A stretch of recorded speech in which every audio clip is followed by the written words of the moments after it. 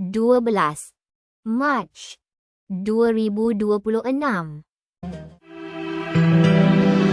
Lembayung Al-Quran Datuk Dr. Haji Zahasan Muhammad. Assalamualaikum warahmatullahi wabarakatuh. Alhamdulillah wassalatu wassalamu ala Rasulillah. Innal hamdalillah nahmaduhu wa nasta'inuhu wa nastahdihi wa nastaghfiruh wa natubu ilayhi wa natawakkalu alayhi wa na'udzu billahi min shururi anfusina wa sayyiati a'malina. May yahdihillahu fala mudilla lahu wa may yudlil fala hadiya lahu. Allahumma salli wa sallim wa barik ala Muhammad wa ala ali Muhammad kama sallaita wa sallamta wa barakta ala Ibrahim wa ala ali Ibrahim fil alamin innaka Hamidum Majid. Amma ba'd. Para pendengar dan jangan lembayung Al-Quran yang dimiliki Allah sekalian, kita masih lagi bincangkan ayat ke-49 dan juga 50 bagi tuan memiliki tafsir Ibn Katsir. Tolong buka pada jilid yang kelima, muka surat 137 dan seterusnya. A'udzubillahi minasyaitanirrajim. Nabbi ibadi anni anal ghafurur rahim wa anna azabi huwal azabul alim. Sadaqallahul azim. Khabarkan kepada hamba-hambaku bahawa sungguhnya aku yang maha pengampun lagi maha penyayang, dan bahawa sungguhnya azabku adalah azab yang sangat pedih. Jadi kelompok ayat yang lalu menggambarkan tentang janji dan juga ancaman Allah SWT, rahmat dan seksanya. Nah, kelompok ayat ini pula berbicara tentang contoh curahan sifat rahmat Allah SWT. Nanti ayat berikutnya dalam ayat 51, 52 kita akan lihat pula bentuk itu lebih lanjut diceritakan oleh Allah. Berkaitan ayat ini, Nabi ibadi anni anal ghafurur rahim wa anna azabi wal azabul alim, adalah sebuah riwayat yang menceritakan, kita dapat lihat dalam tafsir Jarir Tabari sebagai contohnya, daripada riwayat Tabarani, daripada Allah bin Zubair radhiyallahu an, satu ketika Nabi melalui sekelompok para sahabat yang sedang duduk ketawa. Lalu baginda pun berkata kepada mereka, "Mengapalah kamu masih ketawa seperti ini sementara sebutan syurga dan neraka berada di antara kamu?" Nabi tegur mereka. Maknanya dalam kehidupan ni Nabi melihat mereka tidak serius. Nabi menegur mereka sallallahu alaihi wasallam. Lalu Allah pun turunkan ayat, "Nabi ibadi anni anal ghafurur rahim wa ana azabi wal azabul alim." Keterangan ini juga kita dapat lihat dalam riwayat Ibn Mardawai, contohnya dalam tafsir Abdul Manthur, dari riwayat yang lain lah, bahawa seorang sahabat Nabi berkata, Rasulullah melihat ke arah kami yang masuk melalui pintu Bani Syaibah, lalu baginda berkata, "Aku tidak melihat kamu ketawa-ketawa." Kemudian baginda pun pergi. Kemudian baginda kembali sekali lagi bersabda, "Aku keluar sehingga aku berada di Al-Hijr." Hijr ni makna dekat Hijr Ismail, dekat dengan Kaabah. Tiba-tiba Jibril datang beritahu kepadaku dan berkata kepadaku, "Wahai Muhammad, janganlah kau susahkan umat ini, wahai Muhammad. Jangan kau buat mereka ni putus asa daripada rahmat Allah, wahai Muhammad sallallahu alaihi wasallam." Jibril, sahabat karib Nabi ni, mengingatkan Nabi bahawa ada waktunya kita ni bolehlah bergurau. Janganlah kita serius saja. Bahawasanya dalam hidup ni dia ada hujan, ada panas ni. Ada waktu tenang, ada waktu kita dalam keadaan serabutnya. Maka memerlukan perhitungan ataupun dalam pergaulan ni kena bijaksana. Sebab itu saya nak bawa kepada tuan-tuan. Sebenarnya ada sebuah hadis tu, riwayat Imam Bukhari dalam Adabul Mufrad, daripada Bakar bin Abdullah, bahawa menceritakan para sahabat Nabi ni mereka golongan yang banyak gurauannya sebenarnya. Antara gurauan mereka lakukan adalah membaling kulit temikai satu sama lain. Tapi bila tiba waktu-waktu yang serius, maka mereka akan serius lah. Kerana ashabun Nabi SAW yatabadahuna bil bitikh fa idza kanatil haqaiqu kanu hum rijala. Hadis sahih riwayat Imam Bukhari dalam Adabul Mufrad. Bahawasanya sahabat Nabi ni golongan yang suka bergurau sebenarnya, tapi bila tiba waktu serius, mereka merupakan orang yang sebenar-benarnya. Jadi yatabadahuna bil bitikh ni dalam huraian dikemukakan, contohnya dalam huraian syarah kepada Adabul Mufrad, bahawa memang sahabat-sahabat ni bergurau lah maksudnya. Jadi yang dimaksudkan mereka baling temikai ni bukan buat temikai besar itu dibaling dibuang, itu bukan. Ini maksudnya kulit temikai dah makan tu campak kepada yang lain. Ini dalam kategori disebut oleh para ulama sebagai gurauan untuk irahatun nafs, maknanya merehatkan jiwa. Gurauan dari sudut syariat dia satu benda yang diharuskan, bahkan digalakkan bila ia dapat menimbulkan kasih sayang, persatuan hati, dapat hilangkan sebarang bentuk persisihan, maka ia satu digalakkan. Jadi sebagai ulama telah pun meletakkan satu garis pemisah lah di antara gurauan yang terpuji dan gurauan yang tercela. Contohnya Abu Hatim berkata, wajib atas orang berakal ni untuk menambat hati manusia dengan gurauan dan meninggalkan wajah yang kusam, yang masam, yang tegang macam tu. Jadi gurauan ni seperti yang saya jelaskan, ada waktunya ia terpuji, ada waktunya dia terkeji ataupun dicela. Jadi gurauan yang terpuji ialah yang tidak bercampur perkara-perkara yang dibenci oleh Allah SWT, yang boleh menyebabkan orang susah, mengandungi dosa, ambil api pergi hulurkan ke orang, ini tak boleh lah. Gurauan yang munasabah lah. Jadi gurauan yang dicela ni maksudnya yang menimbulkan pengusuhan, menghilangkan kewibawaan seseorang, memutuskan persahabatan, menyebabkan orang memandang hina kepada seseorang, dan menyebabkan orang yang terhina itu pula berdendam. Ini petikan daripada kitab Rawdatul Uqala. Jadi berpandu pada hadis ni sabit bahawa Nabi SAW bergurau. Namun baginda tidak berkata melainkan perkara yang benar dan juga hak. Kerana dalam konteks yang kita bincangkan ni tadi, teguran daripada Allah SWT melalui kalamnya Jibril kepada Rasulullah SAW, berilah kepada umat ni waktu untuk irahatun nafs, ada waktu untuk berlakunya mizah, bergurau. Jadi ayat ni merupakan satu polisi dalam kehidupan kaum mukminin, bahawasanya Allah Ta'ala itu Maha Pengampun Penyayang. Apa yang mereka lakukan mesti berada dalam kerangka ini. Kita dapat mengetahui bahawa gurauan ni rupanya satu sunnah. Jadi bagi orang yang mampu memberikan satu contoh yang terbaik yang menyebabkan orang semua gembira, ini adalah perkara yang sesuai. Pernah ditanya kepada seorang imam ahli sunnah yang terkemuka namanya Sufyan bin Uyainah. Ditanya kepadanya, apakah gurauan itu satu keaiban wahai syekh? Dia menjawab, sebaliknya untuk pengetahuan kamu, gurauan adalah sunnah, tapi yang penting ialah siapa melakukannya dan meletakkannya pada tempatnya. Ini disebut oleh Imam Al-Baghawi dalam Syarh Sunnah. Jadi memanglah Nabi, para sahabat, para salafus salih selepas turunnya peringatan Allah dalam ayat ini, mereka merupakan golongan yang sangat bijak yang dapat memanfaatkan waktu sesama mereka, dapat merehatkan jiwa mereka dengan sedikit gurauan yang dibenarkan, dapat membantu mereka untuk kuatkan persahabatan, ukhuwah Islamiah dan seterusnya, menegakkan Islam. Sebab itu Imam Ali karramallahu wajhah berkata, rehatkanlah hati ini dari waktu ke waktu,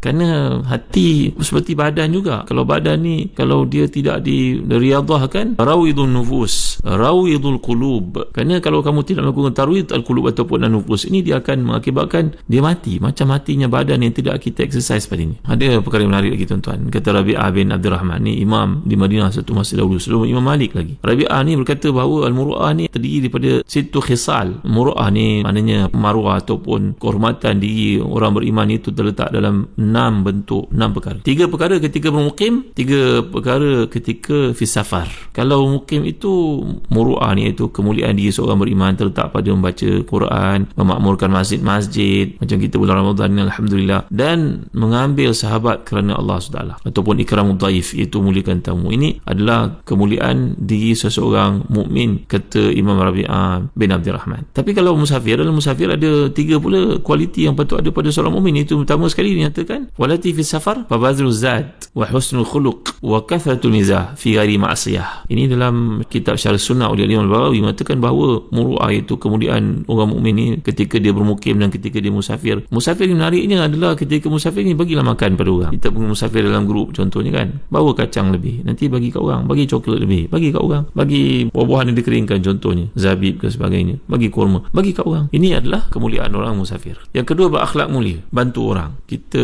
bawa barang dari luar negara, beg kita kempis, kurang barang, kurang berat, orang ni bawa barang banyak, maklumlah dia banyak keluarga, baik sangkalah dengan dia, offerlah kepada dia, kalau barang banyak boleh tumpang beg saya ya, insyaAllah beg saya kosong. Ini akhlak mulia. Yang ketiga disebut oleh Imam Rabi'ah lagi, iaitu banyak bergurau tanpa maksiat. Kerana dalam perjalanan ni biasanya ketegangan, orang pergi haji, pergi umrah, pergi musafir ke mana-mana, banyak akan bergurau selagi ia perkara yang dibenarkan. Ini kemuliaan orang beriman, dikatakan oleh Imam Rabi'ah yang merupakan tabi'i yang terkemuka di Madinah ni. Jadi kita belajar tadi hadis daripada Al-Mufrad, para sahabat yatabadahuna bil bitikh, mereka saling mencampakkan kulit buat temikai. Jadi walaupun gurauan ni satu ini syariatkan, tapi janganlah kita lurus bendul lah, nak bergurau mesti ambil kulit temikai baling ke orang, bukan begitu maksudnya. Tapi apa saja yang boleh mencuri hati manusia, mengelakkan manusia daripada tegang, daripada wajah kusam, daripada wajah bermuncung seperti itu, maka kita jadilah orang yang berlatih untuk bergurau mengikuti Nabi kita Muhammad sallallahu alaihi wasallam. Ini semua tuan-tuan lihat sebagai contohnya dalam kitab Kenali Rasul kita Muhammad sallallahu alaihi wasallam yang disimplifikan daripada kitab Syama'il Muhammadiyah. Tuan-tuan boleh mendapatkannya dari Hakim Shop sebagai contoh. Buku Kenali Rasul kita ni merupakan penterjemahan dan lakonan semula kepada maksud hadis dan Syama'il Muhammadiyah oleh Syekh Ustaz Ahmad Adnan Fadil Hafizahullah. Dan buku ni telah pun mendapat pengiktirafan dan sokongan ramai para ilmuwan dan para mufti, termasuklah sahibul samaha mufti wilayah kita. Jadi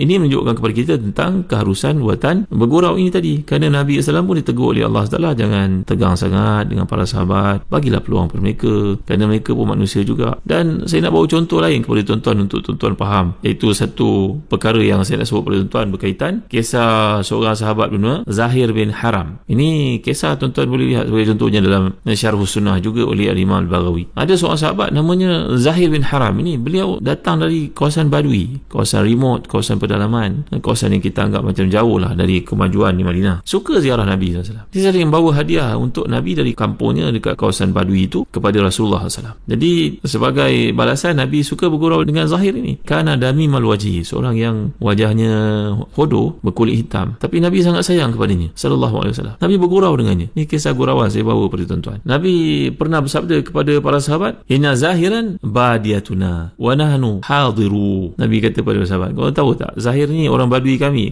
pula orang bandar baginya. Maknanya kalau dia datang ke bandar dia mesti cari kami, kalau kami pergi kampung kami cari dia. Jadi seolah Nabi menggelarnya sebagai abang long kawasan lah sallallahu alaihi wasallam. Nabi sangat menyayangi, walaupun Zahir ni seorang yang hodoh rupanya. Pada satu hari dia datang ke pasar, dia mengambil peluang untuk berniaga lah kat Madinah ni. Barang-barang dekat kawasan pedalaman, kawasan-kawasan badui ni, mungkin barang-barang dibawa yang mungkin diperlukan oleh orang di bandar, dijualnya. Dia jual barangnya, datang Nabi SAW di belakang sallallahu alaihi wasallam. Maka Nabi pun ja'a Nabi SAW ilaihi yauman wa huwa yabi'u mata'ahu fahtadanahu min khalfihi wa huwa la yusiruh. Nabi datang di belakangnya, Nabi peluk dia sekuat-kuat hati. Dan Zahir ni tidak nampak, siapalah yang peluk aku ni, lepaskan aku katanya. Radhiyallahu anhu, ni sahabat yang mulia Nabi suka. Arsilni man haza, maka lepaskan aku. Nabi SAW bergurau mengatakan kepada sekalian yang melihat peristiwa itu, Nabi bersabda padanya, man yashtaril abda, siapa nak beli hamba ini? Maka dia pun tahu itu Rasulullah. Lagilah dia rapatkan gigi Rasulullah, tak mau dilepaskan. Gembira dia kerana Rasulullah meluknya. Lalu dia kata, ya Rasulullah, idzan wallahi tajiduni kasidan. Wahai Rasulullah, siapa yang beli saya, rugilah dia Rasulullah. Maka Nabi SAW mengatakan, faqala Nabi SAW, lakinnaka indallahi lasta bikasid. Nabi memujinya, mengatakan, wahai Zahir, kamu merasakan diri kamu tidak menilai, tapi kamu di sisi Allah sangat menguntungkan. Nabi menyatakan bahawa kalau dikata tadi siapa nak beli saya Rasulullah, rugilah orang beli saya tak ada apa kudrat, tak ada apa kelebihan, keistimewaan pun. Nabi jawab, tetapi di sisi Allah engkau ni bukanlah barang yang tidak laku. Hadirin menunjukkan kepada kita tuan-tuan, Rasulullah bergurau dengan sahabat-sahabatnya. Selepas datang teguran Allah ni, Rasulullah bergurau. Tapi bergurau Rasulullah ni adalah perkara-perkara yang benar. Walakin la aqulu illa haqqan, aku tidak berkata mengenai perkara yang benar saja. Jadi nilai manusia ni kita dapat lihat banyak bergantung kepada personalitinya. Dan di antara apa yang menarik dalam Islam ni, semua perkara itu dibahaskan dalam gelak ketawa para sahabat ditegur Rasulullah. Tapi Allah Taala telah menurunkan ayat untuk mengatakan kepada Nabi-Nya, berilah kebebasan kepada mereka wahai Muhammad sallallahu alaihi wasallam, kerana mereka itu perlu waktu-waktu kerehatan, jangan suasananya tegang saja seperti itu. Menarik kan? Jadi kita dapat lihat dalam ayat ini, setelah menceritakan tentang orang yang bertakwa, kemudian Allah Taala menceritakan pula tentang orang yang tidak bertakwa. Ini seperti usul Quran yang telah kita pelajari pada kuliah-kuliah yang terdahulu, bahawa di mana ada targhib, pasti sedepannya ada tarhib. Jadi Nabi Ibadi ini satu informasi tentang sunnatullah, yang mana ketapannya dalam kehidupan kepada hamba-hamba yang disayanginya, bahawa dia Maha Pengampun dosa-dosa mereka lakukan, kekurangan yang berlaku dalam hidup. Seperti kata Al-Imam Al-Baydawi dalam tafsirnya, tafsir Imam Baydawi ni masya-Allah menarik tuan-tuan. Tafsir namanya Anwarut Tanzil wa Asri Ta'wil ni, bahawa beliau mengatakan, tengoknya dalam uslub Quran ini bukan satu wa'ad dan juga wa'id. Wa fi dhikril maghfirati dalilun ala annahu lam yurid bil muttaqina man yattaqi adh-dhunub bi asriha kabiraha wa saghiraha. Wa fi tawsif zatihi bil ghufran wa rahmati duna ta'zib tarjihul wa'di wa ta'kiduhu. Maknanya kat sini bila menggunakan perkataan Nabi Ibadi anni ana ghafurur rahim, bahawa sifat penyayangnya, kasih sayangnya, pengampunnya Allah, dia merupakan satu sifat yang sebati, yang tak dapat dipisahkan daripada zat yang agung itu. Tetapi bila sampai kepada azab, Allah menyatakan azab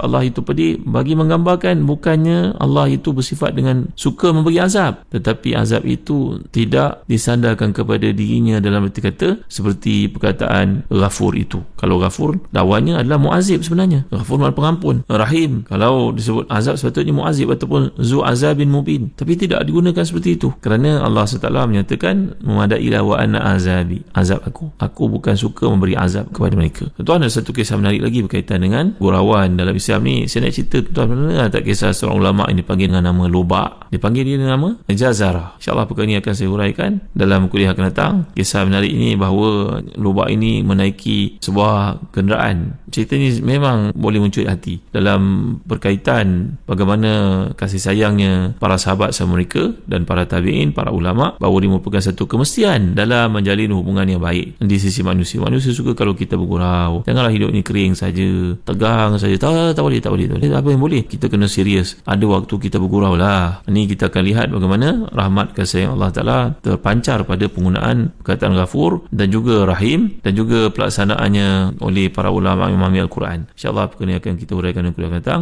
Wallahu a'lam wa sallallahu ala sayyidina Muhammad wa ala alihi wa sahbihi wa baraka wa salam. Walhamdulillahi rabbil alamin wa barakallahu fikum. Wassalamu alaikum warahmatullahi wabarakatuh.